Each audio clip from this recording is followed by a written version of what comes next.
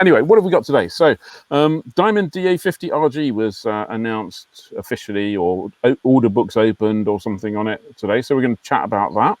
We're going to look at the Techno mask with a little video that we looked at last week. I've since been flying with it. Ed's going to have a chat about the issue. We've got some good stuff going on there. We got some eVTOL stuff to talk about and a little bit of scary video to look at there, and some great flying opportunities. You've probably noticed that I'm outside while the others are inside, and I'm fortunate enough to live next to a freaking noisy road. So hopefully you're not hearing too much of that. It's kind of pissing me off anyway. And then we're going to have a run through the news, and depending on how we get on time-wise, we'll either gallop through the news really quickly, or we'll be speaking really slowly about the news stories. So without any further ado, let's hand over to Ed, who's going to talk about the DA50 RG, no less. Yes. Over to you, Ed. Okay. So this week, it was yesterday.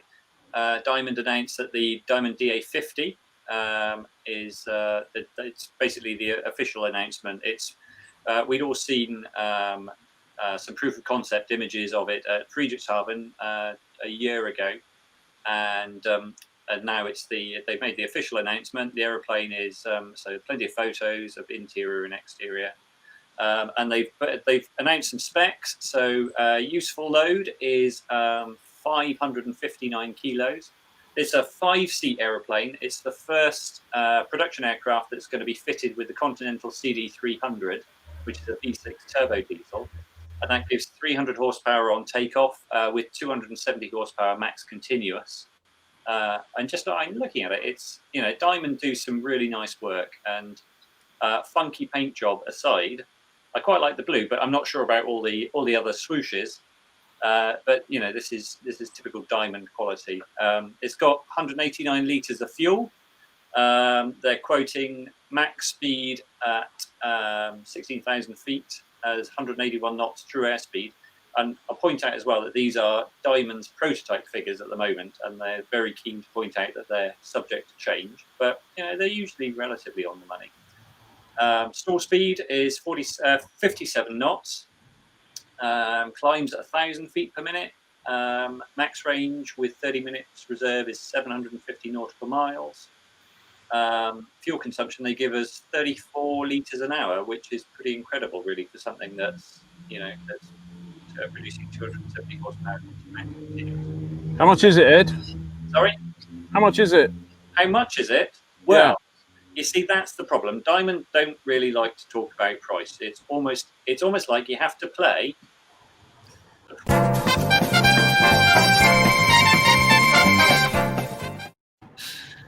Excellent. So we thought it was worth throwing open to the audience. We're going to say, guess what the price of the Diamond DA50 RG is, and we're going to come back to this one and see who guessed when eventually they do reveal what the price is. And we have asked them, but they were not too forthcoming. And we're going to give a free Fly Club membership to whoever gets closest. But I don't know. I'm not sure I'd like to guess. You guys like to take a punt at it? It's going to be €1 million, really, isn't it? Probably. Also, yeah. What Cirrus are charging for the SR22. Yeah. The base model is around about $600,000. Yeah. By the time you've had leather interior, the full spec, you know, avionics, everything you could possibly wish for, then you're talking about $1 million aeroplane. It's going to be the same with the Diamond.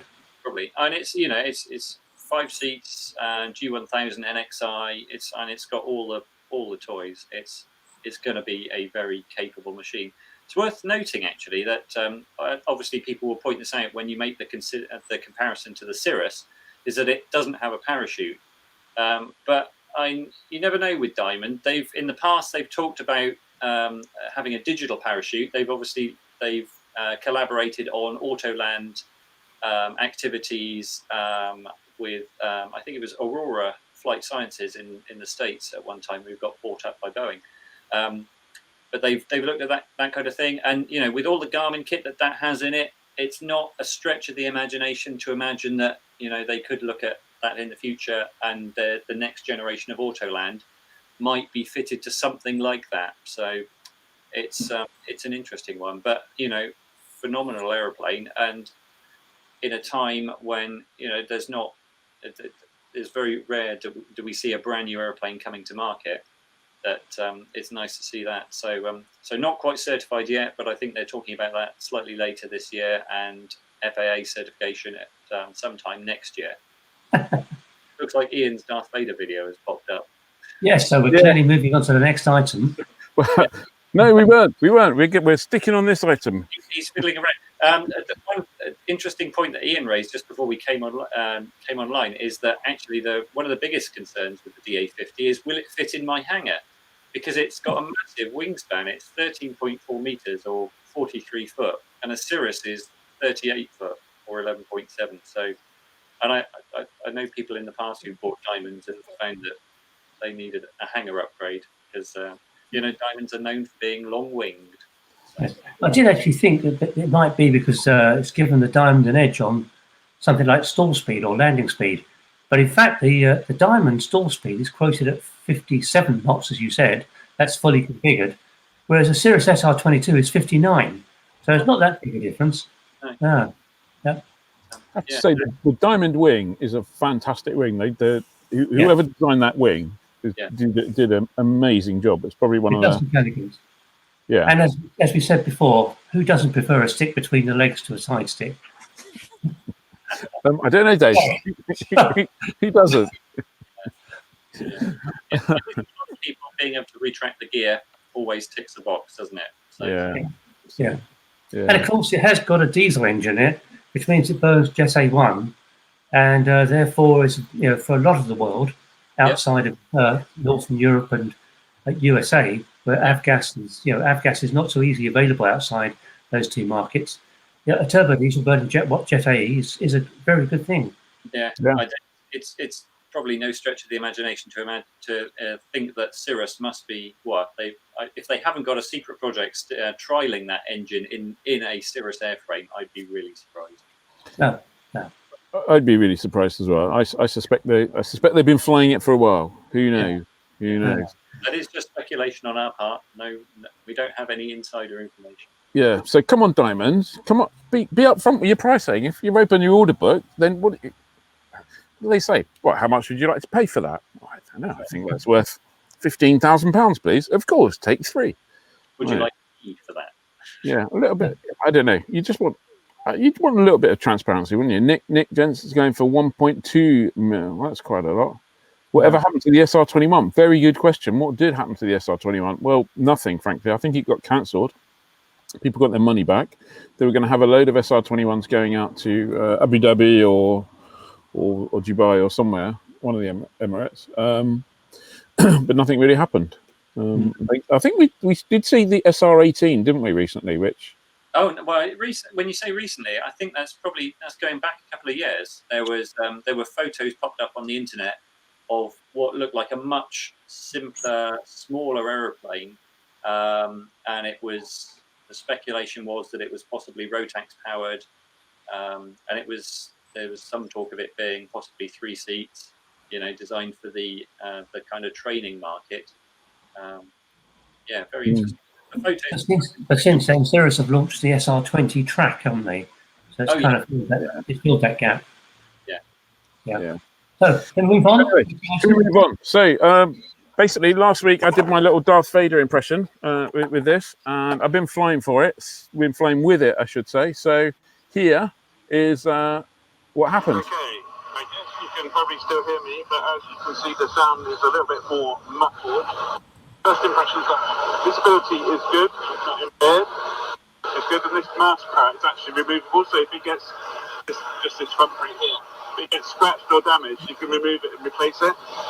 So the sound is obviously nowhere near as good as when the microphone's right by your mouth. But let me just look at this. The test is what's it going to be like to fly it for an hour, maybe 2, 3, 4 times a day if you're a busy instructor. Well, I can't say it's a joyous experience. Certainly, if I had the choice, I would prefer not to be wearing it. But that said, if it's something that gets General Aviation flight training back up and running, then it's a price to pay, clearly. So yeah, well, there you go. Like I said, it's not the most comfortable thing to wear, but then no one's going to really be wearing it voluntarily, are they? Yeah, and interesting. I think I'm right in saying that. Weirdly, it's certified as eye protection, isn't it? I think it is certified as eye protection, and it clearly does quite a good job of protecting your eyes. Your eyes. Technam's idea is that you breathe here, and it sort of expels the air behind you. So if you had any passengers, if you had like a back seater while you were flying, that probably wouldn't be too good. But I mean, ultimately, it's not the super comfortable thing to wear, but it's not uncomfortable. It's just a bit warm, particularly on days like we got today. But it's 45 quid. Pooley's in the UK are the sole distributor in the UK. Like I said, you wouldn't choose to wear it, but if it's what gets you flying again, then that's certainly a price worth paying. I'd rather wear this and fly than not wear this and not fly. Yeah, well, I've seen at least one flying school on Facebook announce to their kind of all their members and students. They're saying that that mask is compulsory. Everyone has to. They bought stock of them. Everyone has to buy one. Plus, bring your own headset. And the headset thing makes complete sense. So yeah, no, absolutely. So, Ed, do you want to give us a quick update on the issue, the next issue? What's coming? I can do that. So in the August issue, which will be out in a week on Tuesday, we're celebrating the 65th anniversary of the Cessna 172, and we're doing that with a feature about the very first example, serial number 1. It's been beautifully restored and it's still flying today. It's hard to believe, really, that 45,000 172s have followed. And obviously you can still buy a 172. Flying Adventure follows the exploits of the Global Stars aerobatic team. They shipped their aircraft out to India earlier this year, just before COVID took a hold, and to display their aircraft in the Wings India Air Show. So that's coming up. Plus in Top Gear, there's some a feature about making videos of your flying and tips for capturing good audio. So if you're into that, that's worth it. I think I could do with all of those. That's it. I might have to read Top Gear. Your Darth Vader impression, certainly. So yeah, absolutely. So, on to eVTOLs. This one's for you, Dave. Talk about that while I queue up some video for us. Okay, well, eVTOLs stands for Electric Vertical Takeoff and Landing Aircraft. So basically, they're big drones that can carry people, maybe 1 or 2, but the idea is they carry more than that, like an air taxi. There's a lot of interest in this. There's a lot of government interest in it. The EASA is already preparing airworthiness regulations for it. They're out for consultation at the moment. And governments everywhere are throwing money at it, including the UK government, which has recently announced £30 million fund available for anyone wishing to develop one of these aircraft. Not necessarily the whole aircraft, but just parts of the technology.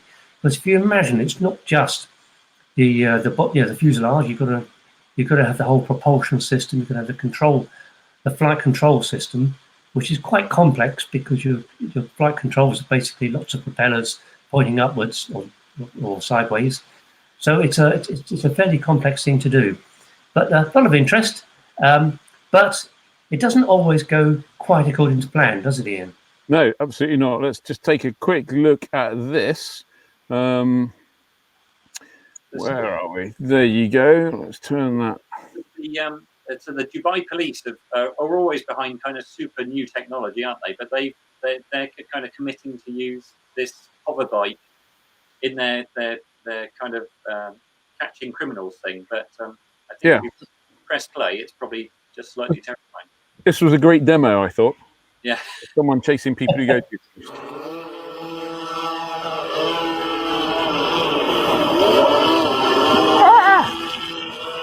Quick wave. About here. Whoops. Start to panic. Oh.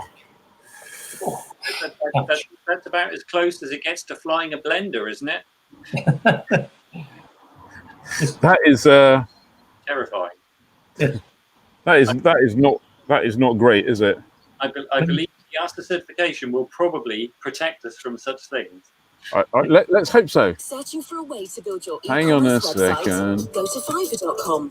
Choose from hundreds of... Let's deal with that. Right, come on, get back. Time to move to the news. What's going on? Zero Avia, first flight. What happened? Right. Okay, Zero Avia. This is a company which started in the States, but has now moved to the UK. It's based itself at Cranfield in Bedfordshire, and they're linked up to the university and Cranfield Aerospace, which sort of builds great prototypes. But Zero Avia have made the first flight in the UK of their hydrogen cell powered Piper Malibu. So what they've done is they've taken the big engine out of a big internal combustion engine out of a Piper Malibu and filled the engine bay with an electric motor supplied by Rolls-Royce, although it's really Siemens who developed it, but now Rolls-Royce have bought Siemens. So it's filled with an engine and it's filled with battery, filled with this hydrogen fuel cell thing, which produces electricity to drive the motor. I don't know what you two are laughing at, but anyway, that's my quick explanation of how the Zero Avia thing works. I have to say, I think it is pretty exciting. I mean, unfortunately, I don't think we're about to get a whole load of PA-46 and slightly smaller type hydrogen-powered aircraft. I think that's really just a test bed. I think the next one coming up is a Dornier, because really, Rolls-Royce, who bought the technology from Siemens, are interested in bigger commercial applications rather than providing something for us general aviation people. Is my guess. From an economic point of view, that probably makes sense for them in terms of investing in it. You always get trickle down, don't you, one way or another? So, well, in this case, it's going the other way, isn't it? It's trickle up. Yeah. Because it's being tested and tried on smaller aircraft first, and then before being rolled out to a bigger aircraft. Yeah. I mean, Zero Avia have said their ambition is to produce 19 to 30 seat small regional airliners, and they're talking not a lot of years, 5 years before having them up and running. Yeah. Good luck with that. So I understand that Andrew Dixon was the pilot on the first on that flight out of Cranfield. I did actually email Andrew last night or the night before. So if you're watching or if you get wind of this, Andrew, you haven't replied to me yet. So if you could, that would be amazing, because I'd like to talk to you about it. I'm sure you. Yeah, I don't. Come on, drop me an email, please. What's next? Technam, the Technam Hybrid. Talking about hybrids, talk to me about the Technam Hybrid. They had their launch event for the H3PS hybrid, didn't they? Which we know some information about that, and so I guess we were all excited to think that they were going to unveil the aeroplane. However, they didn't. It was kind of a video just showing what's coming, and this is I think it's a Rotax 915. So they've taken a P2010, which is normally powered by anything between 180 horse and 210 horse Lycoming, and they fitted it with a Rotax 915 IS, which produces 141 continuous horsepower, but it's also boosted by an electric motor. Again, a Rolls-Royce electric motor, since Rolls bought the tech from Siemens. And the electric motor works as a starter motor, and then it also boosts the power, doesn't it? I think so. Yeah, there was a project a little bit like that with a 912 that was spoken about in Oshkosh a few years ago, based on CT, I think, at the time. Flight design, wasn't it? Yeah. And if any, Technam are really good at this kind of stuff. I think it'll just be interesting to see the real thing. So come on, Technam, let's see it. Well, I wasn't available to attend the live on YouTube launch. I was actually out flying, recording the whole Darth Vader thing while it took place. So I went back, and when I got back, I logged into YouTube, and up it came, and I played it, expecting to see something super funky, super polished. Well, it was quite polished, but it was basically a CGI. It was kind of like coming back and watching a cartoon, really. Yeah. It was exactly what they'd announced already. They told us about it Aero Friedrichshafen a year ago. Yeah. So we knew kind of everything they were going to say. We didn't know what they were going to say, but we knew what it was. What we really see is it flying. That's it. And it's interesting tech, because I think it works, just in a different way to the Zero Avia thing. this is the kind of thing that you could see an evolution of that power plant that they're working on one on their 2012. Is it the 2012, the airliner? Yeah, P2012. Yeah. So, I mean, what do we think happened? Given that's kind of there was no real new information there that I could discern. As the whole event planned, and then something cropped up, or some kind of disagreement between the parties, or when there's a vacuum, we can fill it with all sorts of conspiracy theories. Do you think it was affected by 5G masks? No, I think probably the EU, their funding came to a critical point, and they had to say something. So they, the way these things work. You've got a lot of money off us, and now you have to say something, prove you've done it. So this is it, really. I could do that. We could create. How much money do you think we could get to create our own hybrid runs off of reprocessed straw aircraft or something? Yes, but we Brits are not very good at that EU funding thing. Partly because we've left the EU, but it's going to be tough now for sure. It's going to be tough now, yes. But in the past, we've not been very good at it. Whereas quite a lot of mainland European manufacturers, we could name them. They've all done very well out of various EU budgets that we no longer have access to. Paul Sengupta thinks that maybe it was a virus or something. Enough of your sensible comments, Paul. We're into conspiracy theories here, unless you're talking about the pipistrelle, of course. Yeah. I've got to refer to it. There's a really good comment that deserves recognition. Someone said your video of flying in the I presume it was flying in the Techno mast. It says that's like a Tinder video for a Cyberman. What's Tinder? Eating happy, and it's Swipe right and get Yoda. Who's Yoda? What is it you people are speaking about? I have no idea. I don't know if you picked it up, but just before this all came out, we got an email, or there was an email that came out from the CAA on Skywise on CAA airspace reviews. Yes, it's usually it arrives late on a Thursday. Yeah. So yeah, they probably rushed it out just so that we could get it on here, I would imagine. Probably, yeah. More interestingly, I thought, was the fact that in the Commons today they announced that driving instruction will restart from the 4th of July. So that's really got to be a good indicator that there's a way forward for flight training as well, hopefully. So it seems to me that the typical car that you'd use for driving instruction is not too dissimilar in terms of volume inside than your typical 4-seat training aircraft, at least. Yep. Your lesson is probably an hour. A driving instructor probably does more hours instructing in a day, so comes into contact with more people than a flying instructor. So logically speaking, there's no real reason why, if it's okay to have a driving lesson, it shouldn't be okay to have a flying lesson or fly with an instructor. However, I've heard a couple of rumours that said the July the 4th date, which is the date for driving, was really just a target, and there may be some little delay coming on, and the DFT. And there's something going on behind the scenes. I don't really understand what, because nobody tells me. But hopefully, not too long after the 4th, that will be okay. Yeah. And we put a query into the DFT, and they'll look into it tomorrow. So we'll see what they come up with.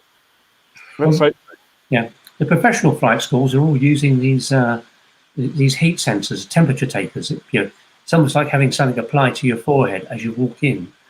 And if your temperature is up, you can't come any further. I can't imagine flight schools for private flying. I don't know if you're the same. Yeah, I don't know. So you rock up on a day like today, where it's what? Yeah. I'm sorry, you're too sick to fly. You go, no, it's just hot. Yeah, I mean, I think it really, everything I've heard suggests that it's coming, and it might not be there for the 4th, but it might not be too far after the 4th. So if anybody needs a club checkout, anybody needs revalidation or whatever else they need, if I were them, I'd get on the phone and start making some speculative bookings at the moment, because when that floodgate officially opens, as it were, there's going to be an awful lot of people who want to book up. So I'd start now if I were you. Yeah, buy your mask now. Yeah, so just to revert back briefly to the CAA thing, the thing I thought was quite interesting about the CAA thing, Mark Greenfield, Dave, it's very easy to take temperatures. Yeah, but no one wants to take them always in the same way that you like taking them, Mark, do they?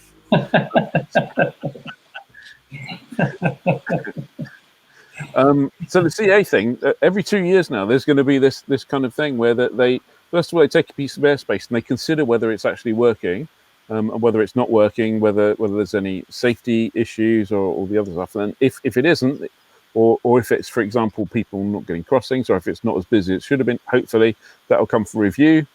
And then there's possibilities of amendment. Oh dear, yes. Hopefully it'll get amended. So there is, for the first time, because I think everyone had kind of not realised that the CA could approve controlled airspace, but they had no mechanism to take it away or to downgrade it. And so now this is a kind of mechanism which will allow that. So hopefully we'll start seeing some of the big chunks of airspace that were put in place on the basis of huge amounts of commercial traffic or a number of significantly wealthy people flying in private jets, let's not say where that was, can get revised with a bit of luck. So that's my plan. So I've got a quick piece of news on Sandown. Well, before we get to Sandown, is the only one flying at Shoreham today? I hear they had a kind of pop-up flying. Pop-up flying, yeah. Yeah. We'll have to see if anyone. How do people know there's a pop-up flying? There was posts on social media. It's like, right. This was happening. So I'm not sure whether they remembered that people have gone back to work, so not everyone gets to come out during weekday. But a pop-up weekend might be a good idea. They follow us on Instagram and Twitter and all sorts of other places like that. So anyway, I heard a rumor that Sandown was no longer doing food. So I gave Dan, who was on the live stream a couple of weeks ago, dropped him an email to find out what was going on, and he came back to me and he said, "Actually, that's not true. We are still doing food. We're doing food normally, but somebody in the council at the Isle of Wight decided that because people were eating the takeaway food at his tables, that constituted a restaurant. So he's still doing the food, but if you want to eat his food, what you need to do is when you fly in, is you pitch up with a blanket or you pitch up with a chair, and then you have a picnic with his food. If you really want to eat at his tables, you have to leave the airfield, go to Morrison's, buy a sandwich, come back. Other supermarkets are available, but maybe not on the Isle of Wight, who knows. Come back, and then you can sit and eat at his table. But if you want to eat his food, which I'm told is amazing, then you really need to go and sit on the floor or sit in a chair that you brought with you. It just makes so much sense, doesn't it? It's so logical. I can understand it. And the good news is, the 4th of July, all that's done. And there's also the first post-lockdown fly-in there called the Freedom Rally at Sandown. Half-price landings, free camping, and the bar open till 10:30 at night. So that could be worth going. Mark Saunders' superb pork roast on Sunday, sat there by the aircraft. Excellent. Take your own blanket. That's what I say.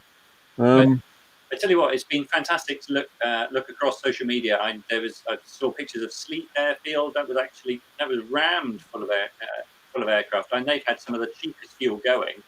And Oaksey Park really, really busy. Obviously Sandown. So lots of airfields doing really, really good stuff and driving a lot of traffic. So. Yeah, well, that's great. I mean, the good airfields. Well, no, let's not go there.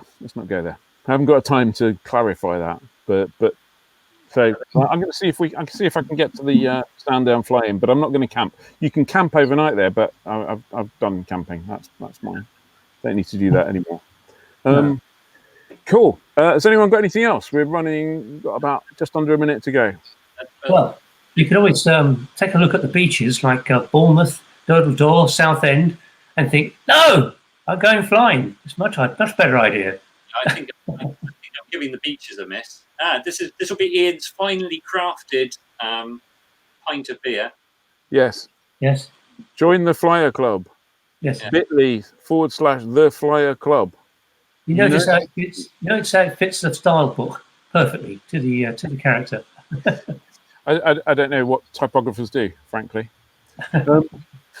Cool, brilliant. Well, apologies to people who wanted to watch this on YouTube. For some reason that didn't work. I need to go and investigate why.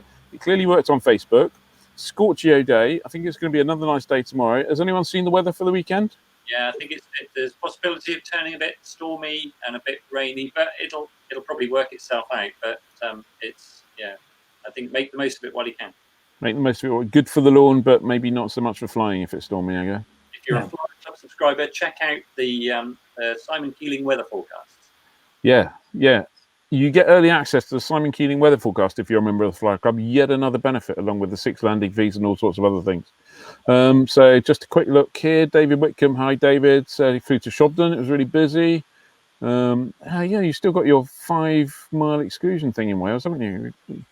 John Milner, Parampulse and Agnes. Yep, great. And any updates on maintaining PPL with microlights? No, not yet. We are working on it. We're trying to get it nailed down to understand it. As soon as we've got that done, then we'll probably run something in the magazine. And we might try and get an expert on here to talk about it if we can talk about it in a short enough period. That's it. We are 1 minute over. Thank you very much, everyone. Don't forget, join the Flyer Club. It makes sense. We'll see you all next week. I hope you have a great weekend. Safe flying, and I'll see you guys tomorrow online somewhere. Okay. Okay. Stay safe. Yeah. Thank you. Yeah. Cheers. Yeah.